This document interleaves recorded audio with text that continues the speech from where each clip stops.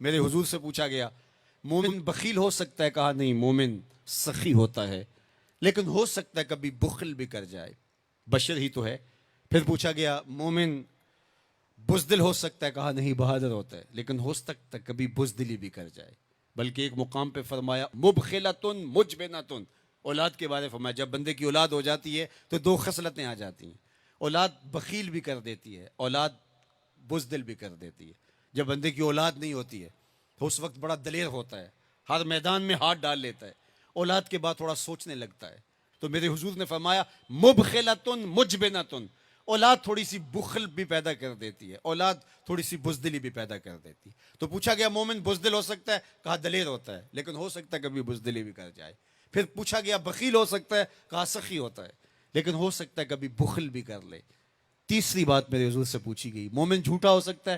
فرمایا جھوٹا نہیں ہو سکتا، یہ طے شدہ بات ہے کہ مومن ہو اور جھوٹا ہو یہ نہیں ہو سکتا۔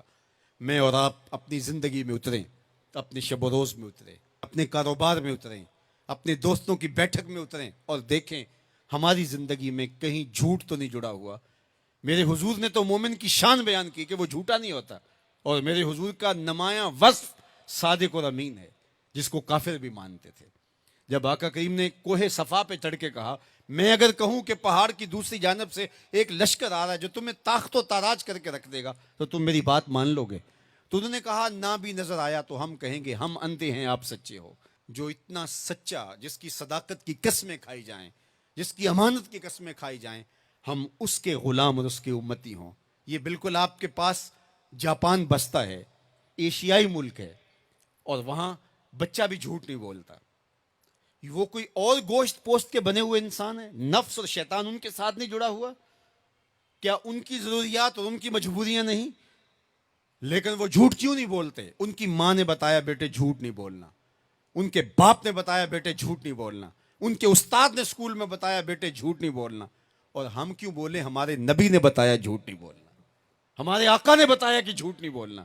اگر ہم آقا کے سچے غلام ہیں تو ہماری زبان سے جھوٹ نکل ہی نہیں سکتا۔ جب کوئی شخص جھوٹ بولتا ہے، حدیث پاک میں آتا ہے اس کے منہ سے بدبو نکلتی ہے، جس سے اللہ کے رحمت کے فرشتے ایک میل دور ہٹ جاتے ہیں، اور اگر وہ پھر جھوٹ بولتا ہے تو فرشتے اور پیچھے ہٹتے چلے جاتے ہیں۔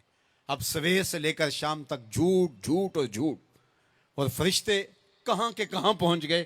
رحمت کے فرشتے تو نیڑے ہیں ہی نہیں، تو پھر کاروبار میں بھی بے برکتی ہوگی، گھر میں بھی بے برکتی ہوگی، اس دواجی زندگی میں بھی تلخیاں ہوں گی۔ پھر ہم بھاگتے ہیں عاملوں کے پاس، اس نے کہا شکر ہے تو وقت پہ آ گیا ہے ورنہ تعویذ چل جانے تھے، تیرے اوپر تو کسی نے ڈاڑے تعویذ کیے ہوئے ہیں۔ اور میاں وہ تعویذ جھوٹ کا ہے، وہ جادو ٹونا جھوٹ کا ہے، رحمت کے فرشتے دور ہٹ گئے اور ہم اندھیروں میں آ گئے۔ آؤ سچائی کو شعار زندگی بنا لو، رحمت کے فرشتے اپنے نوری پر تان دیں گے تمہارے اوپر، اور تم ایک انوار کے ماحول میں جینا سیکھ لو گے۔ میرے حضور علیہ السلام کا بتایا ہوا دین، میرے حضور کا دیا ہوا شعار حیات، میرے حضور کے دیے ہوئے انداز زندگی، وہ اختیار کر کے ہم ایک پاکیزہ ستھری طیب اور صاف زندگی گزارنے کا تصور حاصل کر کے ایک خوشگوار زندگی جینے کی کوشش کریں۔ آئیے میں اور آپ آج دیکھیں کہ ہمارے ساتھ کوئی ایسا عمل، کوئی ایسا رویہ تو نہیں جڑا جو حضور کے بتائے ہوئے طریقوں سے ہٹ کر ہے۔ آؤ اپنی زندگی کو ان کے قدموں میں ڈال دیں، ہمارا رویہ بتائے ہم حضور کے غلام ہیں، ہمارا طرز زندگی بتائے ہم حضور کے غلام ہیں، ہمارا انداز حیات بتائے ہم حضور کے غلام ہیں۔ غلامی رسول کو اپنی نس نس میں سمو لو، غلامی رسول تمہارے لباس سے دکھائی دے، غلامی رسول تمہارے رویوں سے دکھائی دے، غلامی رسول تمہارے طرز حیات سے دکھائی دے، غلامی رسول تمہارے سجدوں سے دکھائی دے، تو غلامی رسول تمہارے وعدوں سے دکھائی دے، تمہاری بولی سے غلامی رسول ٹپکتی ہو، نہ یہ کہ تم صرف زبان سے یہ کہو کہ میں غلام رسول ہوں، باقی تمہاری زندگی کا ہر تیور اس کی نفی کر رہا ہو۔ آؤ میں اور آپ آج کی اس بزم نور کے اندر یہ عہد کر کے اٹھیں کہ زندگی کی ایک ایک سانس حضور کی اطاعت میں گزاریں گے، جئیں گے تو حضور کے لیے، مریں گے تو حضور کے لیے، اور زندگی کی ایک ایک سانس حضور کے نام لگائیں گے اور ان کے لیے جئیں گے اور انہی کے لیے مریں گے۔